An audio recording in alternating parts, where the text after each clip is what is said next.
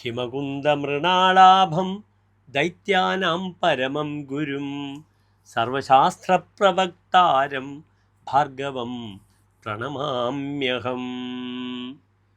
എല്ലാ ശാസ്ത്രങ്ങളെയും പറ്റി പറയുന്നു.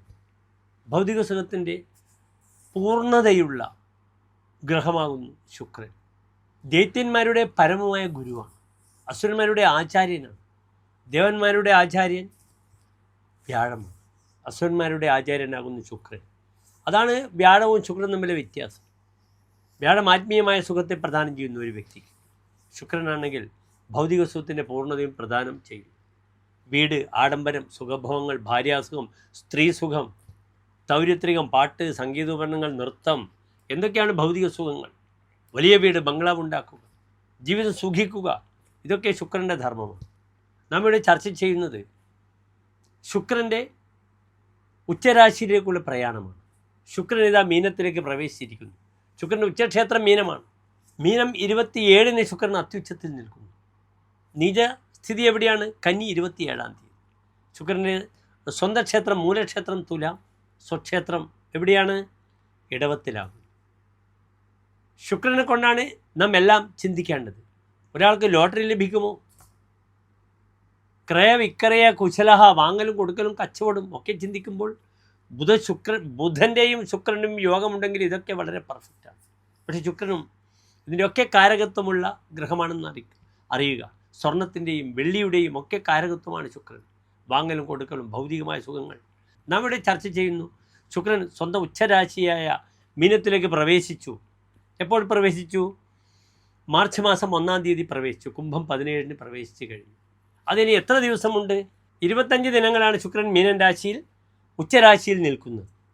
മാർച്ച് 1-ന് അദ്ദേഹം മീനൻ രാശിയിലേക്ക് വന്നു. മാർച്ച് 25-ന് ശുക്രൻ മേടൻ രാശിയിലേക്ക് പോകും. മേടം മുതൽ മീനം വരെയുള്ള രാശിക്കാർക്ക് ഈ ശുക്രൻ എപ്രകാരം ശുഭാശുഭ ഫലങ്ങളെ പ്രദാനം ചെയ്യുന്നു എന്ന വിഷയമാണ് ഡോക്ടർ മാരാർജി നിങ്ങളുമായി ചർച്ച ചെയ്യുന്നത്. പ്രിയപ്പെട്ട പ്രേക്ഷകർക്ക് ഈ ശുക്രൻ്റെ ഉച്ചരാശിയിലേക്കുള്ള സ്ഥിതി എപ്രകാരം ശുഭാശുഭങ്ങളെ പ്രദാനം ചെയ്യുന്ന വിഷയം നാം ചർച്ച ചെയ്യുന്നു.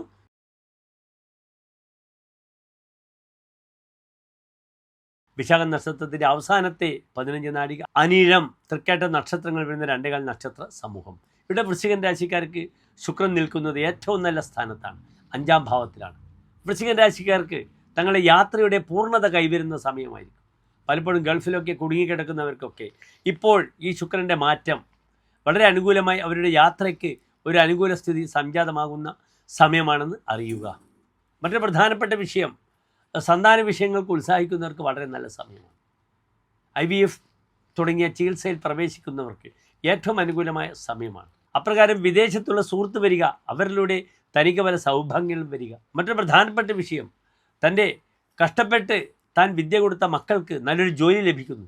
അവർക്ക് ഹയർ സ്റ്റഡീസ്, ഉന്നത വിദ്യാഭ്യാസമുള്ള അവസരം വരുന്നു.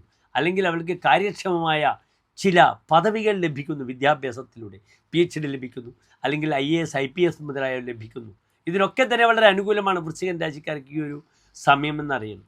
കാരണം വൃശ്ചികൻ രാശിക്കാർക്ക് മാത്രം ഒരു പ്രത്യേകതയുണ്ട്. നരപതി കുലപൂജ്യ, രാജകുലം പൂജിക്കുന്നവരാണ് വൃശ്ചികൻ രാശിക്കാർ.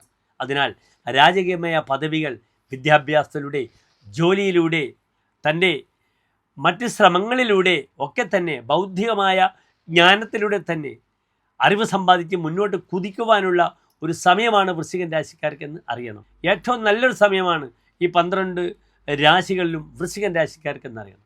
സ്വതവേ അഷ്ടമ വ്യാഴവും 5-ൽ നിൽക്കുന്ന ശനിയും എല്ലാം തന്നെ ഉണ്ടാക്കുന്ന മാനസികമായ ഒരു ക്ലേശങ്ങളിൽ നിന്നും ആധിയിൽ നിന്നും മോചനം വരുവാൻ ഈ 5-ാം ഭാവത്തിൽ നിൽക്കുന്ന ഉച്ചസ്ഥനായ ശുക്രൻ അവരെ പര്യാപ്തരാക്കുന്നു. എന്തായാലും യാത്രക്ക് തയ്യാറെടുക്കുക. പെട്ടിയൊക്കെ മടക്കി വെച്ച് വീട്ടിലിരിക്കുന്ന വ്യക്തിക്ക് പെട്ടെന്ന് വിസ വരിക, അല്ലെങ്കിൽ യാത്രാ തടസ്സങ്ങൾ മാറി ഒരു സുഖകരമായ യാത്രകളിൽ മുന്നോട്ട് പോകുവാനുള്ള ഒരു അവസരം സംജാതമാകുന്നു ഈ 25 ദിനക്കാലമെന്നറിയുക. നന്ദി, നമസ്തേ.